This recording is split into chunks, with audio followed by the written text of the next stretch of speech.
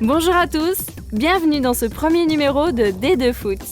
Ce dimanche, Le Mans FC accueillait Condé-sur-Noireau pour le compte de la 15e journée de championnat. Les filles l'emportent 4-2 sur la pelouse exécrable de la Passe-Nardière.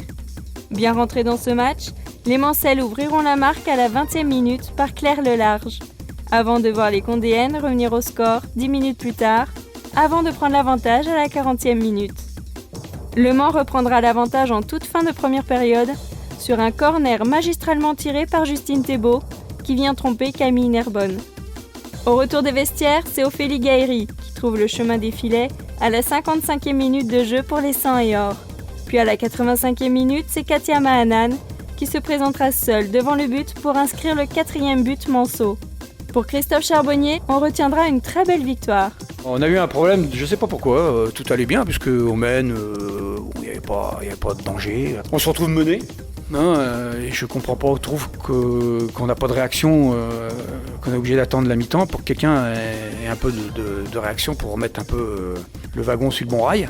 Donc ça a été fait à la mi-temps et après les filles ont une nouvelle fois répondu présentes dans les 45 dernières minutes qui auraient pu se solder par un score beaucoup plus important, mais l'essentiel est fait. Moi je tiens aussi quand même à féliciter les deux équipes parce que faire le match que globalement elles ont fait les filles, parce que franchement le terrain, c'est gravissime le terrain. Donc je pense que les 22 joueuses ont fait honneur au foot féminin et je suis très content et fier de mes filles.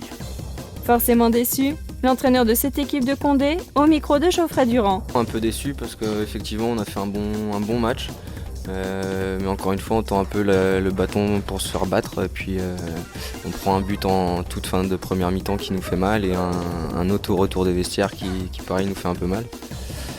Après on a les opportunités pour revenir au moins au match nul je pense et ça aurait pas été volé mais bon, on les met pas au fond.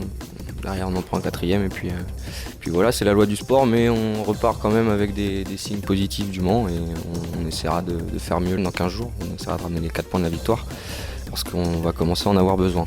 Dans les autres matchs de ce groupe B, Yzeure Blanquefort 1-1, La Roche-sur-Yon atomise Val d'Orge 4-1, Tours l'emporte sur Quimper 3-2, Saint-Malo-Orvaux 2-1 et match nul un partout entre Rouen et Angers.